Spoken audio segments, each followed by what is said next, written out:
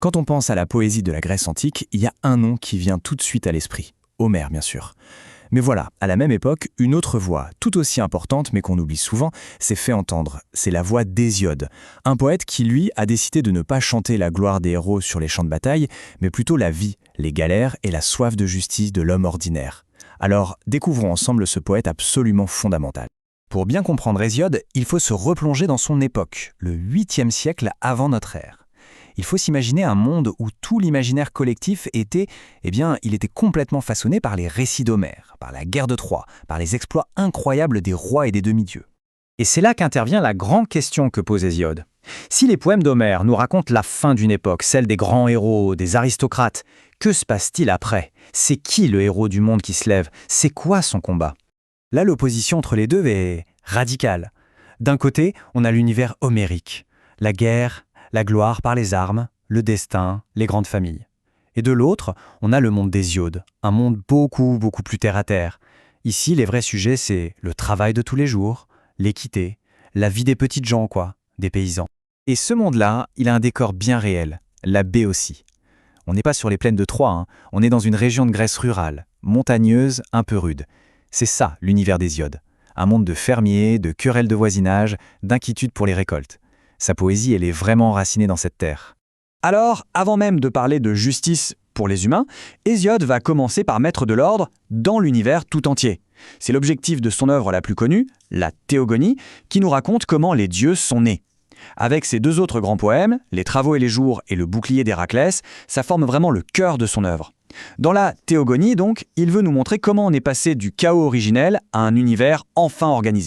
Hésiode nous déroule une véritable saga des dieux. Au tout début, il y a le chaos, le grand vide. De là naissent Ouranos, le ciel, et Gaïa, la terre. Leur règne est, disons, instable. Leur fils, Chronos, prend le pouvoir par la force et règne par la terreur, allant même jusqu'à dévorer ses propres enfants. Et puis arrive le tournant décisif. Zeus. Et lui, il ne fait pas que renverser son père. Non, il instaure une façon de gouverner complètement nouvelle. Et voilà l'idée clé. La victoire de Zeus, ce n'est pas juste un tyran qui en remplace un autre. C'est une véritable révolution. Son but, c'est de créer un ordre cosmique qui dure. Un monde où chaque dieu a sa place, sa fonction, et où la force brute cède la place à l'organisation et à une forme de justice. Ce modèle divin, il va devenir la référence pour le monde des mortels juste en dessous. Allez, on quitte l'Olympe bien ordonné pour redescendre sur Terre, dans le monde un peu chaotique des hommes. Parce que pour Hésiode, la question de la justice, ce n'est pas du tout une abstraction de philosophe. C'est une histoire très personnelle. En fait, le point de départ de son deuxième grand poème, Les Travaux et les Jours, c'est une dispute de famille. Hésiode s'est fait avoir, selon lui, par son frère Persès au moment de partager l'héritage de leur père. Apparemment, Persès aurait soudoyé les juges du coin pour récupérer une plus grosse part. Et cette injustice qu'il vit dans sa chair, ça devient le moteur de toute sa poésie. Et là, Hésiode ne mâche pas ses mots. Il s'attaque directement aux rois mangeurs de présents, ces notables locaux qui rendent des jugements non pas en fonction du droit, mais en fonction des cadeaux qu'ils reçoivent.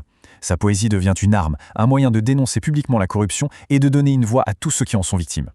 Au cœur de sa pensée, il y a ce concept, la dike. Attention, ce n'est pas juste la justice comme on l'entend, les lois, les tribunaux, non. Pour Hésiode, la dike, c'est un principe cosmique.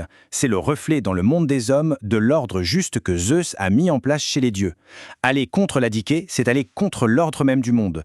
Et ça mène droit au chaos et à la catastrophe. Bon alors dans ce monde-là, comment est-ce qu'un simple paysan peut s'en sortir? Comment peut-il atteindre une forme de gloire? Hésiode va proposer une réponse absolument révolutionnaire qui va complètement redéfinir ce que ça veut dire être un héros. Pour expliquer ça, Hésiode a une idée géniale. Il dit qu'il n'y a pas une, mais deux éris, deux sortes de compétition.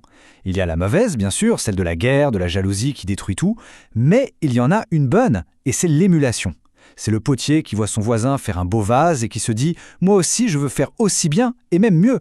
C'est cette saine compétition qui nous pousse à travailler et à progresser. Dans le monde d'Homère, la gloire ultime, le fameux Cléos, on l'obtient sur le champ de bataille. C'est la renommée éternelle qu'on gagne par des exploits militaires. Un idéal réservé à une toute petite élite de guerriers. Et Hésiode, là, il fait un retournement incroyable. Il prend ce concept de Cléos et il le transfère du champ de bataille au champ, tout court, au champ agricole. La vraie gloire, le véritable honneur pour lui, ça ne se trouve plus dans la destruction, mais dans la création, dans le travail honnête et acharné. Cette citation des Travaux et les Jours, elle résume parfaitement sa nouvelle vision des choses. La richesse, oui, Mais attention, celle qui est gagnée justement par le travail, ce n'est plus seulement un bien matériel. Ça devient le signe visible de la vertu, du mérite et même de la gloire. C'est la naissance d'une morale du travail. Alors au final, quel est l'impact de ce poète paysan? Eh bien, il est tout simplement immense. Hésiode est ni plus ni moins l'un des architectes de la pensée morale et politique de l'Occident. Pour résumer, Hésiode a fait plusieurs choses fondamentales. Il a donné une voix et une dignité au monde paysan, à ceux qu'on n'écoutait jamais. En décrivant un univers ordonné, il a donné un modèle à suivre pour la société. Il a fait du travail une valeur cardinale, une source de fierté. Il a fait de la justice non pas une loi humaine, mais un principe divin. Et en faisant tout ça, il a tout simplement posé les bases morales sur lesquelles la cité-État grecque, la police, allait pouvoir se construire. Hésiode est aussi très célèbre pour son mythe des races. Il y décrit l'histoire de l'humanité comme une longue chute, depuis un âge d'or parfait jusqu'à son propre âge de fer qu'il trouvait déjà difficile et corrompu. Et ça nous laisse avec une question assez vertigineuse. Si lui, il y a presque 3000 ans, se voyait déjà dans une ère de déclin, comment est-ce qu'on devrait voir notre propre époque ? Est-ce qu'on a continué de chuter, ou est-ce qu'on a, comme l'espérait Hésiode, réussi à s'améliorer grâce au travail et à la quête de justice ? La question reste entière.